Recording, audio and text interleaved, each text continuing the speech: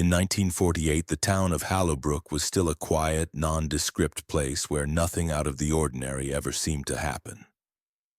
The convent of St. Anne's, nestled on the outskirts, had always been a peaceful retreat, its towering stone walls holding centuries of history. But beneath its serene exterior, a darkness had been growing, buried in silence for far too long. The workers who were sent to renovate the ancient building had no idea what they would uncover when they began to chip away at the walls of the long-forgotten chapel.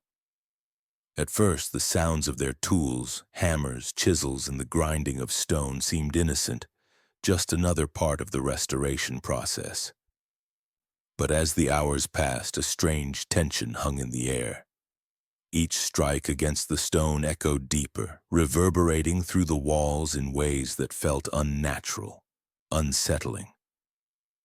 When they broke through a thick section of the wall near the back of the chapel, they didn't expect to find what lay hidden within. The dust settled, and there, encased in the very bones of the convent, lay a macabre sight, a secret that no one was ever meant to know. The bodies of 23 nuns, their once delicate forms now twisted and contorted by the passage of time, were found entombed within the stone. Their bones, arranged in strange, intricate patterns, told a story of ritualistic cruelty, a secret locked away for decades. The workers, paralyzed by the sight, could barely comprehend what they were looking at. How had they come to be there? Why were they hidden in such a fashion?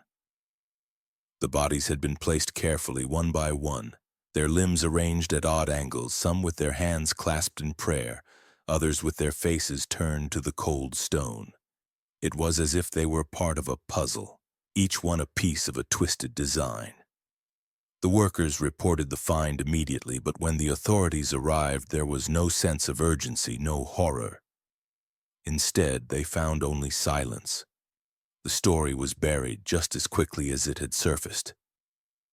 The police didn't speak of it, and the town moved on, choosing to ignore the dreadful truth that had been hidden beneath their feet for so long.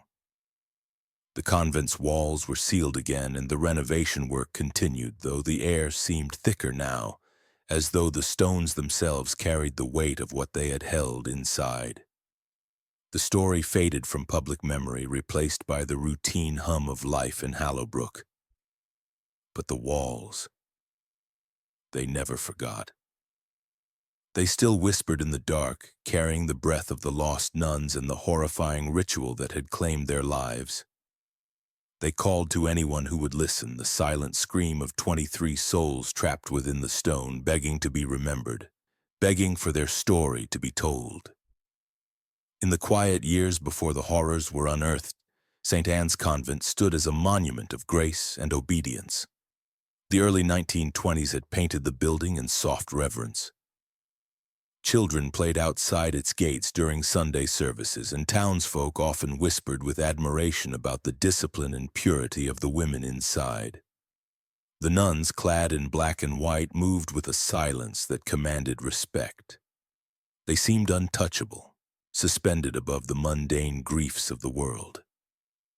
Behind the high walls, order reigned, but something else grew there too, something unspeakable, something not written in any scripture. At its height, the convent held nearly 40 women, young, old, devout, broken, each one drawn by something they could not explain. They spoke little of their pasts, and once the gates closed behind them, they seemed to shed their former selves. Prayer was constant, and silence was worship. Mother Superior Judith had not yet risen to her full power, but her presence was already known. She was cold but respected. Her footsteps in the hallway were never hurried, never loud. It was said she could enter a room without disturbing the dust. In those early years, Sister Eleanor arrived. 17 and filled with nervous energy, she had fled an abusive home and was grateful for the stillness of St. Anne's. At first, the place seemed safe, predictable routines, predictable prayers. But within weeks, her letters to her family ceased. She was told that written correspondence clouded the mind and fed the ego. She obeyed, grateful to be wanted at all. But as winter came, she began to notice things the others pretended not to see. Nuns standing in prayer long after midnight, unmoving. Candles lit in unused rooms. Chants spoken beneath breath in languages she didn't recognize. And a black book passed from one hand to the next, its cover soft with age, its pages stiff and uneven. By 1925, 5 nuns had vanished from the daily roll call. No one spoke their names. Their rooms remained untouched, beds made with perfect corners, windows always shut. Sister Miriam, once vibrant and known for her kindness, stopped smiling. She began scraping strange symbols into the wood of her desk, deep spirals that bled into each other like vines strangling themselves. When asked about the missing women, she said simply, "They were chosen." Eleanor tried to ask more, but Miriam would only shake her head, eyes wide with something like awe. Then came the rearrangements. Night duties were changed. Nuns were assigned to clean the same hallways again and again, especially the lower chapel, where light never reached properly and the air always smelled faintly of copper. Candles there burned low and quiet, and the crucifix was often found tilted as though nudged by invisible hands. There was a growing obsession with obedience. Any question was punished with fasting or silence. Some were told not to speak for weeks. One girl, Sister Isabel, screamed during the night and was gone by morning. Judith announced she had been sent away to reflect, but her belongings remained untouched and her shoes were still by her bed. The rituals changed, too. What had once been daily prayer became something more consuming. Sisters were told to walk barefoot across cold stone at dusk, eyes closed, mouth shut. Some began binding their arms in cloth as they prayed, tighter and tighter until the skin broke. It was seen as holy. One nun was found lying in the garden, face turned to the earth, whispering the same line over and over. Only the faithful are remembered. By the time 1927 came, the convent had closed itself off entirely. Letters stopped, deliveries were brought to the gate but never picked up by hand. The bells rang at odd hours, sometimes 3 times in a row, something that had never happened before. Rumors spread in town, but no one dared ask. The police said the convent was a private religious institution. That was enough. Inside, the women no longer thought in days, only in rituals. A strange calm took hold.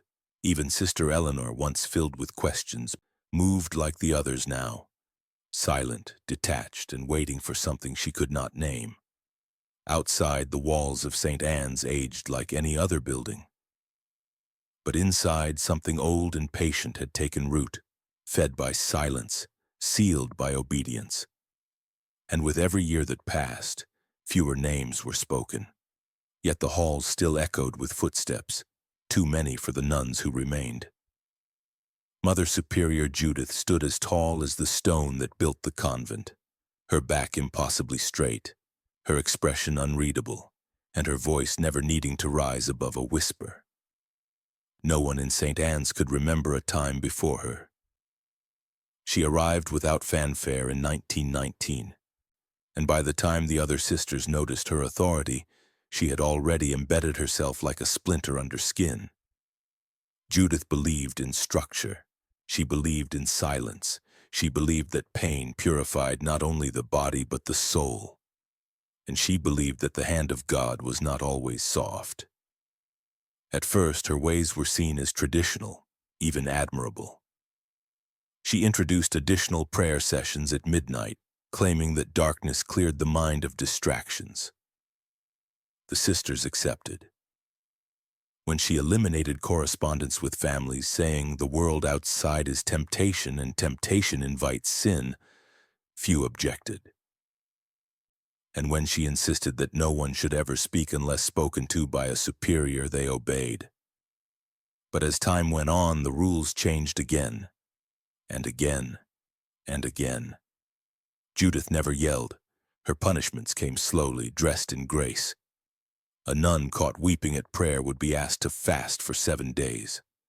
Another who spoke without permission would be assigned to clean the stone floors with bare hands and vinegar, the acid eating at her skin until she could no longer press her palms together without wincing.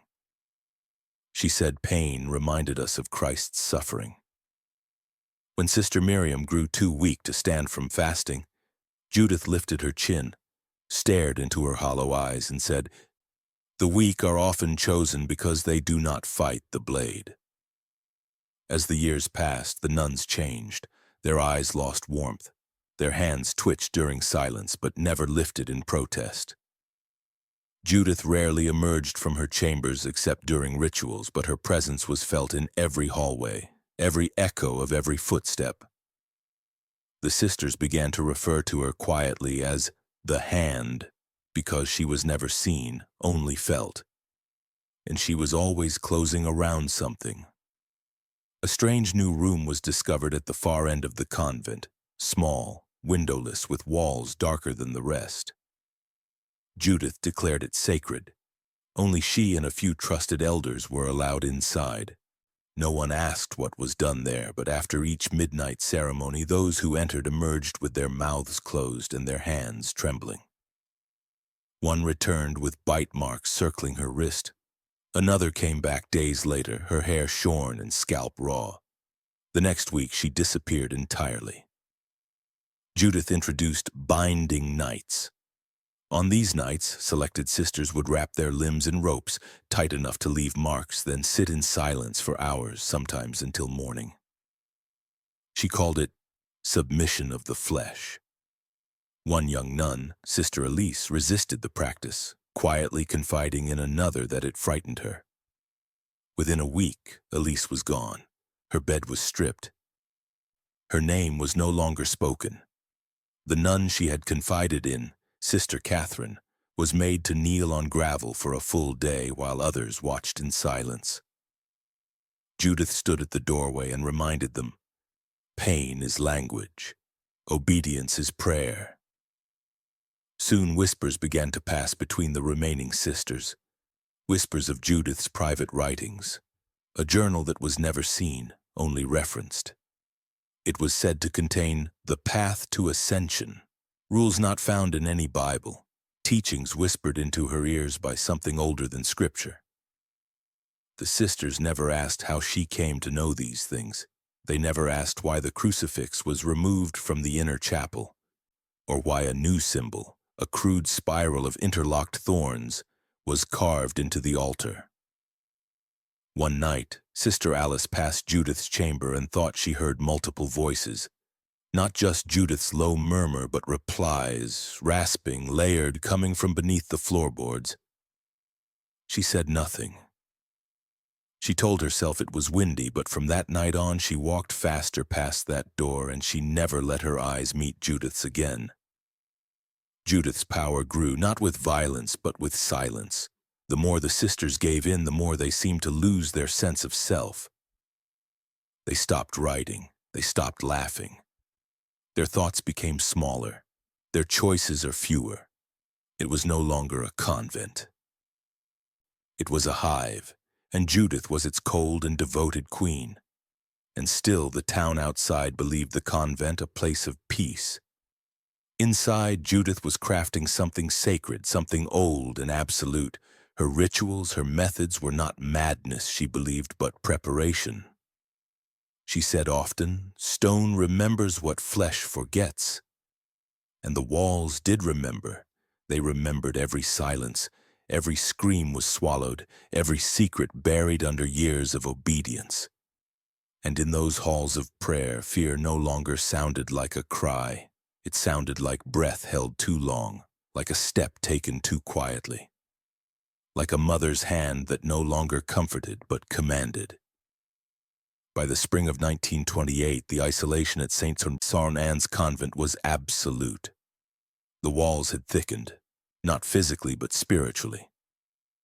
Letters were no longer written. Deliveries were left at the gate and collected silently at dusk. Mass was no longer held for outsiders. The chapel, once a place of community, became a locked sanctuary where outsiders were no longer welcome. The silence was not peaceful. It was calcified, absolute. There was no laughter in the halls, no comfort in the prayers. Only the rhythm of footsteps echoing through darkened stone and the heavy breath of something that didn't sleep. The change began slowly. It always does. First, it was Sister Eleanor who noticed the shifts. Faint scratches under her bed, the disappearance of her rosary, the flicker of candlelight in rooms that had been empty. The sound of weeping came from the walls at night, but when she pressed her ear to the stone, it fell silent. Her questions went unanswered. She asked Sister Miriam if she'd heard the sounds too. Miriam didn't look at her. She just whispered, "Don't feed it your name." Eleanor vanished 3 nights later. Her bed was made, her belongings untouched. No note, no farewell. Her candle was still warm. When Sister Catherine asked Judith where Eleanor had gone, Judith only said, "She was chosen," and offered no more. The others said nothing, not because they didn't care, but because something else was tightening around them. An invisible hand closing slowly, finger by finger. The routines changed after that. Not officially, Judith never made announcements, but things simply shifted. The sisters were instructed to wake at 2:13 a.m. for a new form of prayer. It had no words, only breath. They knelt in the lower chapel and exhaled in unison. The ritual lasted 13 minutes, ending with a single chime from a bell that was never seen. When asked why 2:13, one sister murmured that it matched the hour Eleanor disappeared. Another said it was the number of letters in her full name. Soon, whispers began to crawl through the convent like rot. The sisters were seen standing motionless at corners, their eyes closed, faces turned to the wall. Some would scratch symbols into the back of their hands with blunt nails, tracing the shape over and over until it scabbed.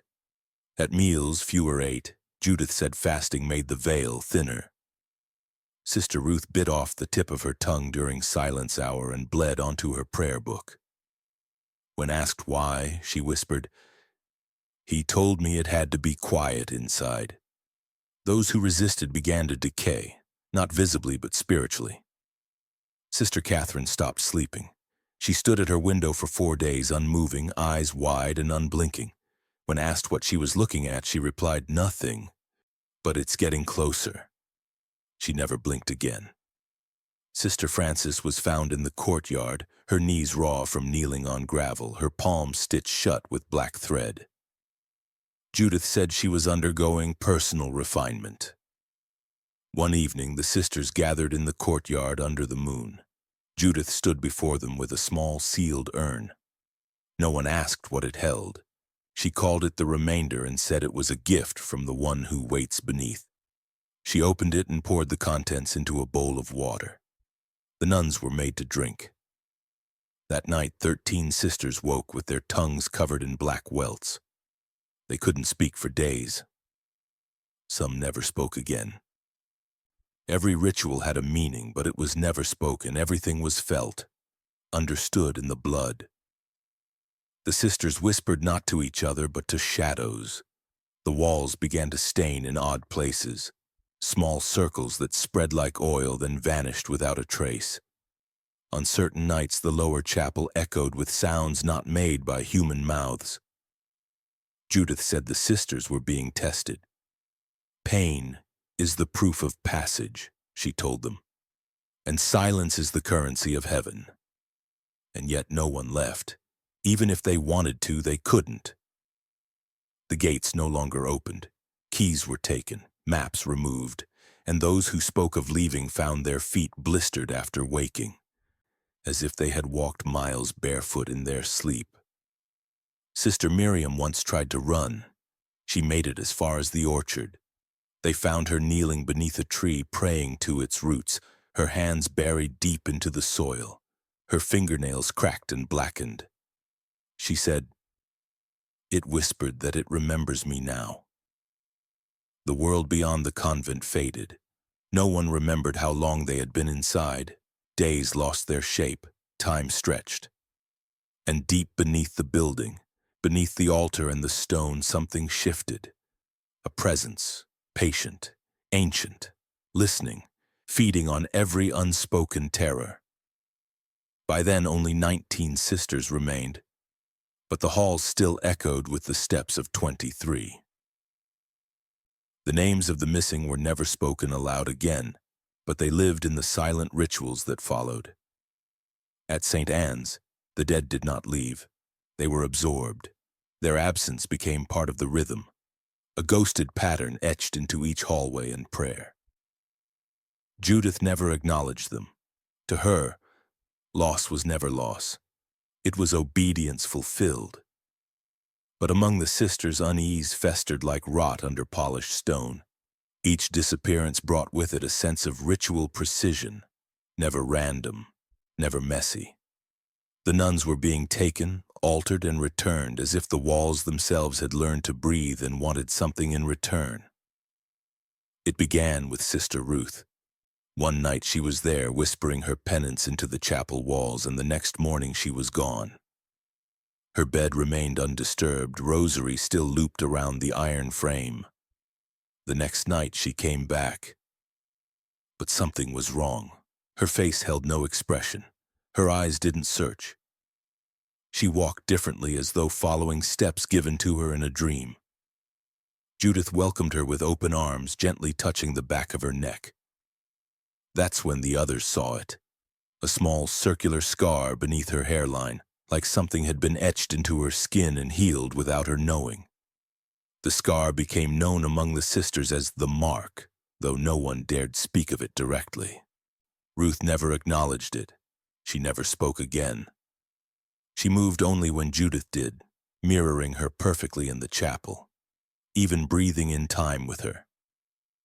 2 days later, Sister Agnes disappeared the same way.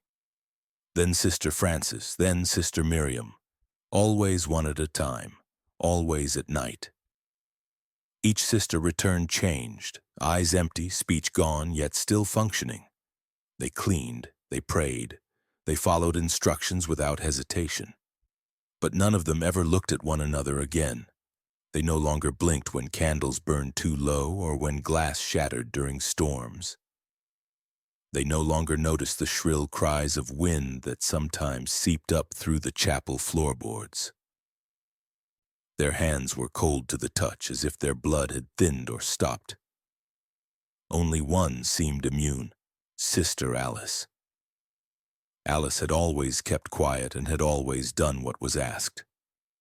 She fasted, she prayed, she obeyed. But she watched, and she remembered. She noticed the exact hours the disappearances occurred, always between 2:13 and 2:27 a.m. She kept a small hidden piece of chalk and scratched the dates under her bed frame. She saw how the marked sisters walked only in the sunlit halls, never in shadow. She noticed that Judith began to carry a small satchel lined in red fabric, and how after each vanishing she would disappear into the sealed lower chamber, returning with her hands damp, smelling faintly of stone and copper. Alice was terrified, but she didn't flee. Something held her there, not faith, not duty, but a gnawing sense that if she left, the truth would go on without witness. She began leaving breadcrumbs, small scratches in doorframes, loose threads tied in impossible knots, candlewicks cut precisely in half, tiny acts of rebellion, meant for no one but herself, meant to remind her that she was still thinking, still resisting. But even Alice knew she couldn't hold out forever. The walls pressed closer now. The chapel doors groaned louder. The sky above the convent always seemed overcast, even when the sun should have been visible. Alice sometimes found her hands moving on their own during prayer, tracing the spiral shape she'd seen once on Judith's private altar. She didn't know why. The fear was no longer that she would disappear, but that she would return like the others. Silenced, scarred, rewritten. Every morning she checked the mirror, searching for signs.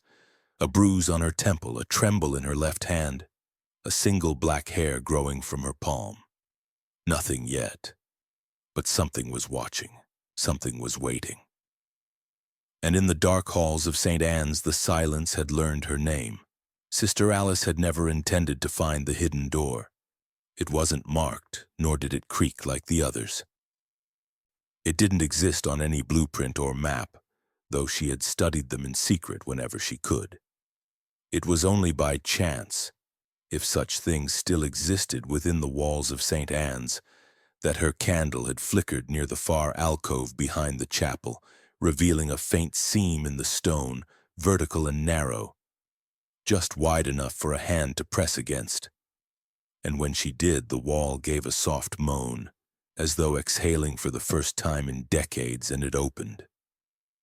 The room beyond smelled like wet rust and burnt oil. The air was colder than it should have been. There were no windows and no lanterns.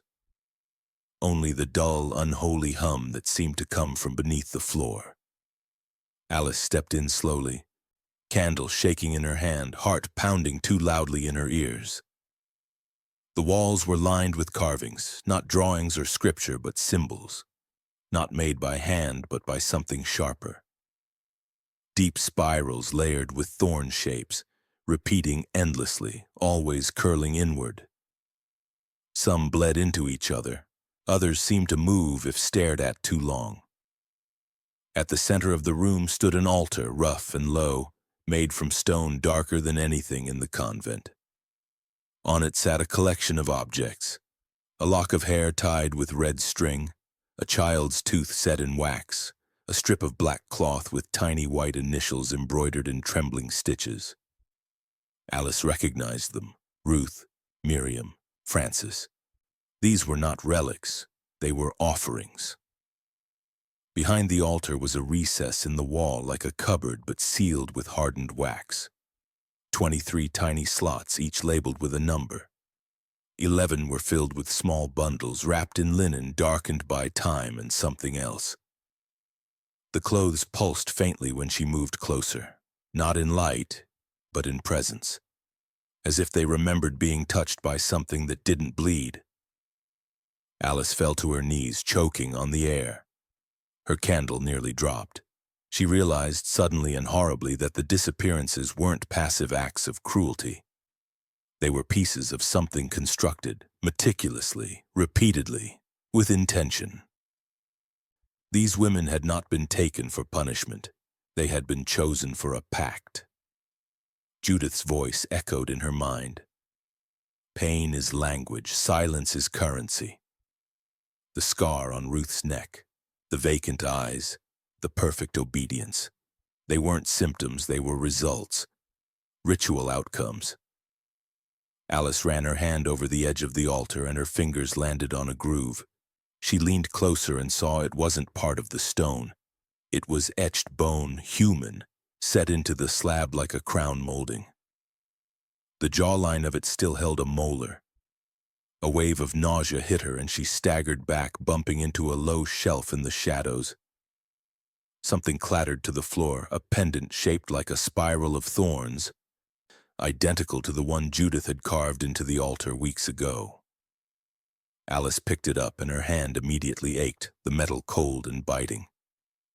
She dropped it and turned to leave, but the doorway had closed. No sound, no click, just gone. For one long moment she couldn't breathe. Her candle sputtered.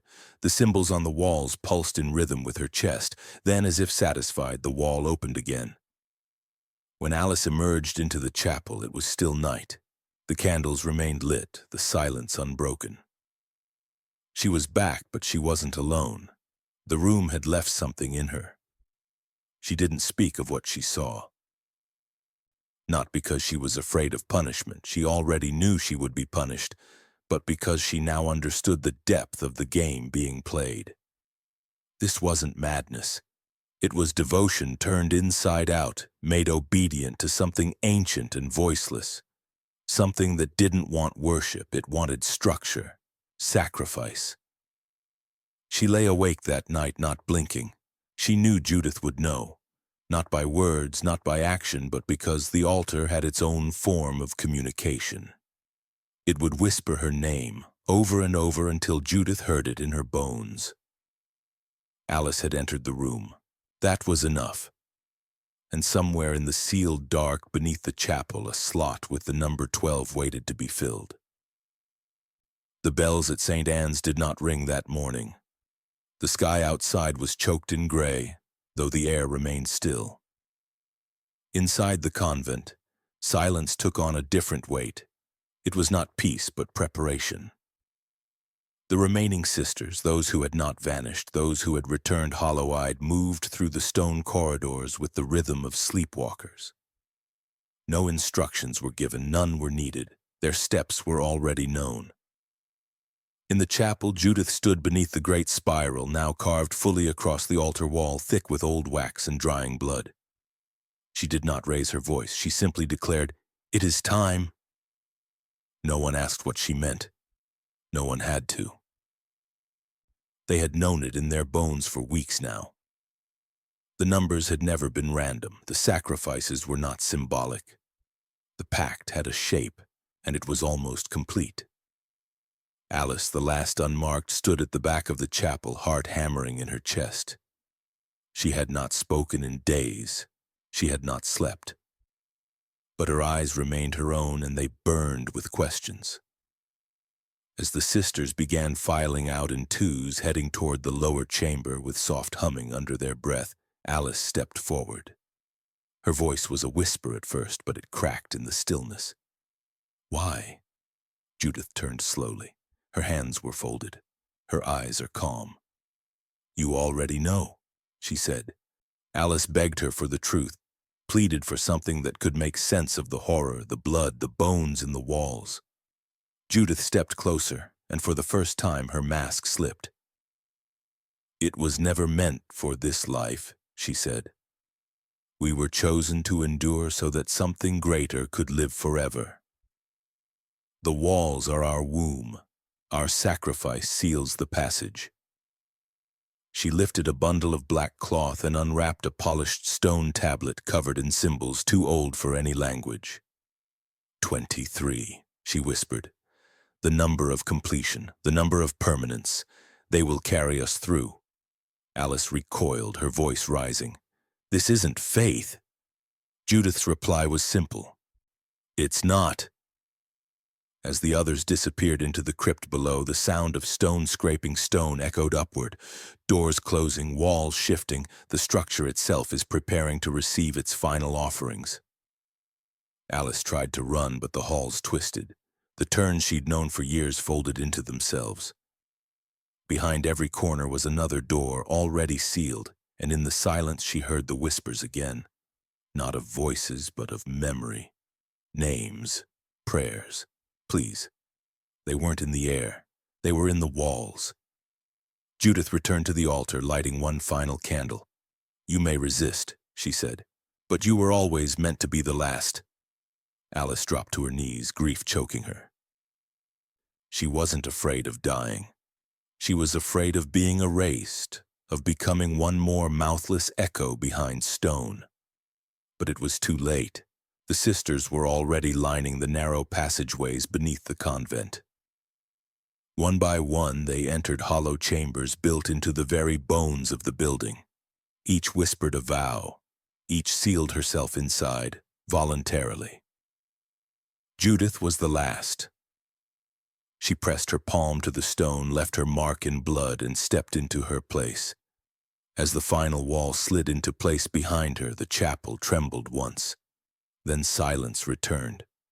No cries, no prayers, only stillness. The pact was sealed. The walls would hold them forever, and St. Anne's would remain standing, quiet, whole, and filled with breath that never left. The night carried no wind. No birds stirred in the trees. St. Anne's stood utterly still, as if the very air surrounding it had been warned not to interrupt. Inside, the halls were dimly lit with candles whose flames bent inward, unnaturally still. Time did not pass in the convent that night. It waited. The sisters walked barefoot in a silent procession, each draped in her black habit, head bowed, lips unmoving. There was no coercion, no chains. The ritual had long outgrown violence. The vow of obedience was deeper than fear. It had grown into their marrow, erasing the difference between choice and command. They descended, one after another, into the lower levels beneath the chapel, where the stone was older than the convent itself. The ritual was precise. Each nun entered her chamber, a hollow carved deep into the walls. The openings were just wide enough for a body to stand upright. No room to kneel, no space to turn, only silence and stone. Mother Superior Judith placed her hand on each sister's forehead, whispered words in a tongue older than prayer, and then stepped back. The bricks were sealed one by one with mortar mixed from ash, blood, and salt. The bodies were arranged in patterns only Judith understood. Spiral groupings, alternating limbs, tilted skulls. Some were entombed with their heads turned inward, others with hands bound in prayer. One was sealed with her mouth open, face frozen in a silent scream, as if destined to carry the ritual's voice forever. Judith oversaw every placement with the attention of a surgeon and the reverence of a fanatic. Some of the sisters broke in those final seconds. Their feet shifted, hands trembled, but their mouths never opened. The vow held. The walls absorbed them one by one, and the muffled cries, though barely audible, echoed faintly across the stone floors. No one came to stop it. There was no one left who hadn't already accepted their place in the design. Alice was the last. She had not walked with the others. She had resisted, hidden in a cupboard above the chapel, her heart thudding against her ribs, her hands shaking with terror. But Judith found her. She didn't yell. She simply opened the door and stood there, silent. Alice didn't run. Her body was dragged, not by hands, but by will. Her legs followed. Her voice stayed trapped in her throat as she was brought to the final chamber. It was deeper than the others, colder.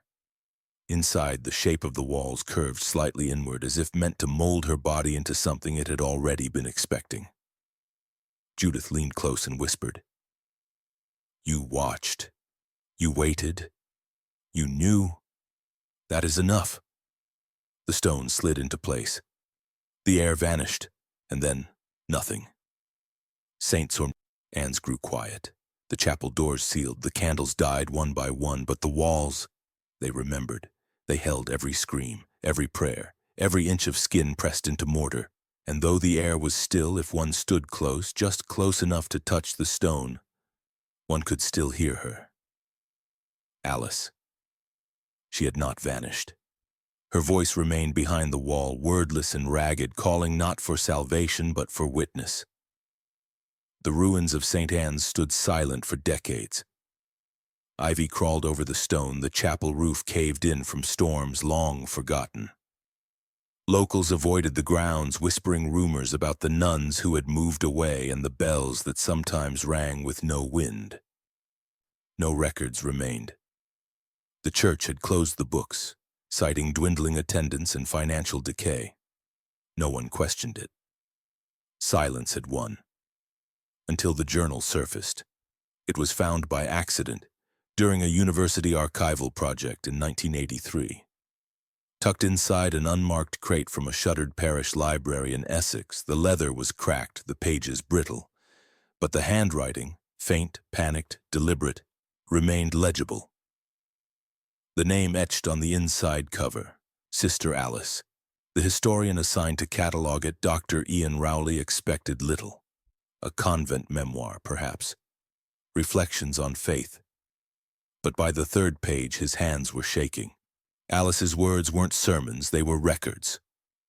Timelines, names, disappearances, rituals, drawings. A crude spiral symbol appeared again and again, scribbled in margins, sometimes smeared with what looked like blood. At first, Ian treated it like any other artifact.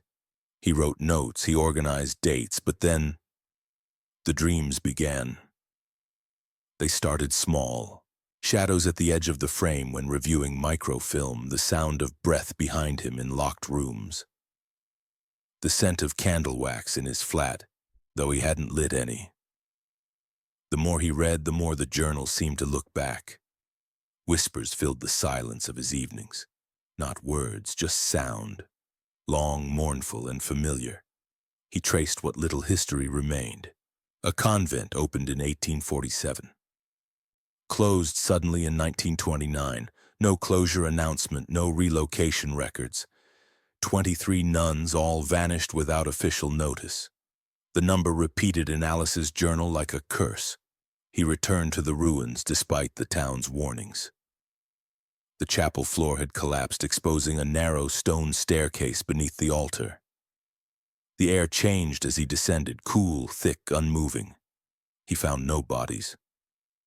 But the walls bore marks, carvings half sanded away, circles, spirals, names. The same shapes Alice described etched now into his memory. When he returned home, the journal was gone. He never told anyone how it vanished, only that it was never his to keep. Still, the whispers continued. Some nights, he heard scratching inside the walls. His lights flickered at 2:13 a.m. every morning without fail. And once, just once, he woke to find a mark on the back of his neck, a small circular scar. Dr. Rowley never published his findings. He left academia in 1986, citing health concerns. But in the final entry of his private field notes, written in a shaking hand, he left a single line. The walls breathe, and beneath it traced faintly in ink smudged by sweat or tears. She is still there. Time was meant to bury what the stones had preserved. But the curse of St. Anne's was never shallow enough for forgetting. In the decades following Dr. Ian Rowley's departure from academia, the journal vanished, but the infection spread. Quietly, patiently, the way it always had. The town surrounding the abandoned convent had grown, new schools, clinics, supermarkets. But the land around St. Anne's remained untouched. No developer would touch it. No council dared demolish it. The official reason was heritage protection.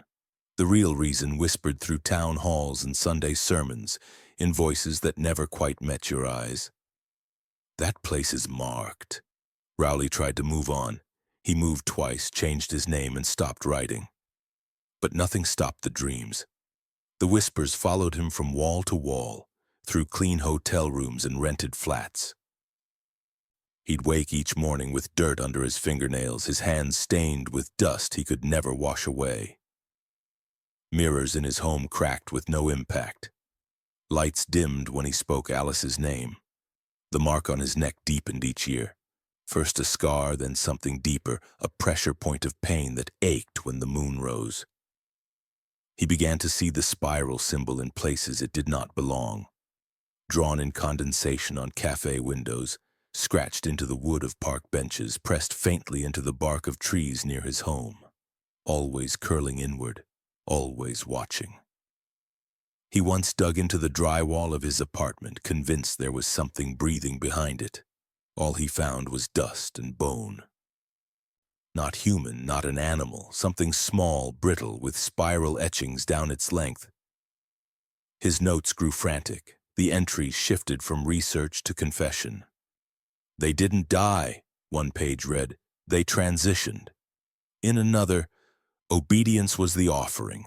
Alice was the vessel. Judith was the only door. The final entry, days before he vanished, simply said, "If you hear them, you're already part of it." His disappearance was never solved. The front door of his flat was locked from the inside, his bed undisturbed, but the far wall, directly behind his desk, was open, cleanly cut, a hole just large enough for one human form, and inside it, nothing. Word of his case spread through certain academic circles, enough to reach Marianne Clary, a graduate student in religious architecture. Drawn by the unanswered questions, she began researching the convent. What she found unsettled her. Official records on St. Anne's ended abruptly in 1929. No transfer documents, no death certificates, no grave plots. But the last census before closure listed exactly 23 women on site. Marianne visited the town in 1992. The people were friendly until she mentioned the convent. Faces tightened, smiles faded. An old grocer muttered, "Don't go near the stones, they talk when you aren't looking." The grounds around the convent were overgrown, but the building itself remained disturbingly intact. No vines breached the stone, no rot touched the wood. The stained glass windows were unbroken. The air around it was unnaturally still. Marianne felt it immediately, an absence, like the earth itself refused to breathe there. She stepped through the main door with care, flashlight in hand. Dust motes floated in still air. The chapel was undisturbed, pews straight, altar cloth unwrinkled, candles still in place as if waiting for their keeper to return. No vandalism, no decay. Only the spiral symbol carved into the floor, darker than the rest of the stone, as if it had bled into it. Then came the sounds, not loud, not sharp, just movement. A step that wasn't hers, a whisper too close to the ear. She turned again and again, never seeing anyone. But the air pulsed. She swore she could hear breathing, labored, soft, behind the walls. She reached the altar, her hand tracing its edge when she saw it. At the base, nearly hidden, a seam. A narrow slit in the stone like a vent or a doorway, just like Rowley had described. She ran, but St. Anne's had waited too long for another voice. That night, Marianne checked into a motel on the outskirts of town. The clerk said nothing but handed her the key with a wary glance. She didn't sleep. The shadows in her room moved. Her belongings shifted positions when she blinked. And at 2:13 a.m., the lights flickered twice, then went black. She left town the next day. She didn't tell anyone what she saw. But weeks later, she mailed a single envelope to her university archive. Inside was a drawing, hand-sketched, a map of St. Anne's floor plan. 23 hollow points marked in red ink, spaced around the perimeter of the convent. She had added one more in the center. Labeled in trembling handwriting, Alice. The curse of St. Anne's was never about death. It was about containment, about obedience so complete it became structured. Stone that remembers breath, walls that digest memory, and those who listen too long. Eventually, they heard their name whispered back. 30 years after Dr. Rowley vanished, a memorial stone was quietly placed at the edge of the overgrown path leading to the ruins of St. Anne's.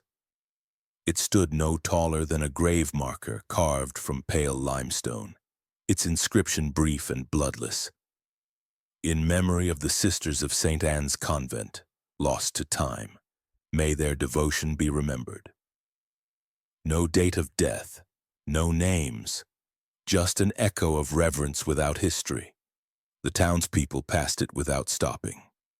Children were told not to play near the grounds. Locals nodded at the stone but never spoke of what it marked. The plaque was a mask, one laid carefully over a corpse. The church, pressured by decades of quiet rumors and academic whispers, funded the stone's creation in exchange for silence. No inquiry followed. No official statement was made. The building itself remained off-limits, locked behind rusting iron gates and legal red tape. It became a curiosity for a few, a forbidden place for others, and for most, a fading smudge on the map. But in certain corners of academia, and in late-night forums that rarely used real names, the truth was never buried. A copy of Alice's journal, scanned, fragmented, water-damaged, began to circulate anonymously in the early 2000s. Historians debated its authenticity. Linguists dissected the symbols. Religious scholars dismissed it as apocryphal heresy. But those who read it deeply, truly read it, said it was not fiction, it was a confession. After the quiet scandal of Rowley's case, a slow legislative shift began. Laws were amended subtly. Convents and religious institutions lost certain exemptions. Government bodies introduced mandatory inspections of cloistered facilities. Psychological evaluations became part of monastic entrance procedures. No one said why. No one cited St. Anne's. But the timing aligned too neatly to be ignored. Behind these policy changes were people who had read the reports, who had seen the photos not made public, pictures of the etched walls, of the spiral carved into bone, of the floor plan marked in red ink. They didn't speak of what they knew. They simply moved papers, adjusted budgets, rewrote clauses. It was the only kind of justice the dead would receive. Quiet, administrative, unseen. But justice was never the point. In the town, an older generation still remembered the sound of the bells that rang at strange hours. Some remembered the nuns walking in pairs, silent and barefoot. Others remembered their mothers whispering to never speak aloud when passing the stone gate. These memories aged into fear, then into habit, until they became background silence. Yet for those who lived near the ruins, the silence never settled. Sometimes, late at night, dogs would refuse to approach the property. Windows would rattle without wind.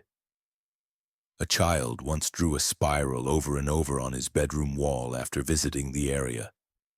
His parents moved away within a week, and the stone, the memorial, it never grew moss. It remained clean, untouched by the weather, as if the air around it refused to claim it. Inside the convent, though no one dared enter, people said the candles still burned. If you leaned against the outer wall, you could hear something faint behind the stone, like breath in sleep, like a voice remembering how to speak. The truth about St. Anne's was no longer hidden. It was simply ignored, buried beneath layers of ritual, secrecy, and administrative convenience. The evil that once consumed 23 women had not been exorcised. It had been sealed, and in the eyes of the world, that was enough. But in the heart of the earth, in the bones of the building, in the scarred memories passed from one mouth to another in secrecy, it waits. By the turn of the century, the tale of St. Anne's had become legend, an embellished ghost story told by teenagers near bonfires, a local myth passed down in nervous whispers. Most had forgotten the truth, and that forgetting became its own kind of comfort. In history books, the convent was a footnote, a single paragraph stripped of its screams. The phrase "closed for restructuring" became the official line. No mention of 23 missing women, no mention of walls that breathed. But silence is not the same as healing. Beneath the surface of the town's new identity, its thriving markets, its quiet neighborhoods, its civic pride, there remained a hollow, a space where nothing ever truly grew. The land around the convent refused to absorb the past. Flowers planted near the gate wilted within days. School children who wandered too close returned pale, unable to sleep for weeks. A maintenance worker who attempted to remove the memorial stone collapsed on the job. He would later claim, trembling, that something had whispered his mother's name from inside the stone. Institutions have long mastered the art of forgetting. Documents were quietly moved to state archives under sealed classification. Diocese officials replaced the entire parish staff without explanation. Academics who pursued the case too deeply found their grants rescinded, their research dismissed as sensationalism. But still, the spiral symbol found its way back, drawn into margins of textbooks, painted on the walls of abandoned bus stops, scratched into desks, passed hand to hand by people who didn't even know why. The horror of St. Anne's wasn't that it happened, it was that it could happen again. The structure of obedience, of silence rewarded, had never been dismantled, only renamed. Other convents were inspected, yes. New laws required accountability. But inspection meant little when the rot knew how to wear a smile. Evil had evolved. It no longer needed ritual stones or whispered prayers in dead languages. It needed only a locked door, an unchecked voice, and a system that preferred comfort over confrontation. And yet, despite all efforts to bury it, the truth endured. Alice's journal, copies of it, circulated among underground researchers, among survivors of similar institutions, among those who understood the language of wounds that never had words. They studied it not to prove its reality, but to map its pattern. They saw the spiral not as a symbol of a singular event, but as a model, a warning, a structure designed to repeat. In the town itself, a new generation began asking questions. A teenager who found a box of her grandmother's letters and asked why every envelope stopped in 1929. A university student who recognized the name Dr. Ian Rowley in a footnote and traced it back to an unsolved case. An archivist who found a prayer book with pages torn out and small lines scratched along the binding. 23 exactly. It was no longer just a story. It was a shape, returning to form. The church denied everything, politely, repeatedly. But they funded a new initiative, a public education program on institutional trauma and historic abuse. They partnered with organizations they had once dismissed. They held listening sessions in the town, though the attendees often left feeling more hollow than heard. Justice never came. There were no prosecutions, no names read aloud. But small things changed. Religious institutions lost immunity clauses. Young women entering cloistered orders were granted state-appointed advocates. The requirement for psychological evaluations became standard practice. And yet, none of that reached the walls of St. Anne's. They still stood unchanged, uncracked, unbowed. Inside, the air remained still. Visitors described the sensation of being watched. A few reported hearing footsteps echoing above when no one else was present. And always, they said the silence felt too heavy, as if filled with breath that refused to leave.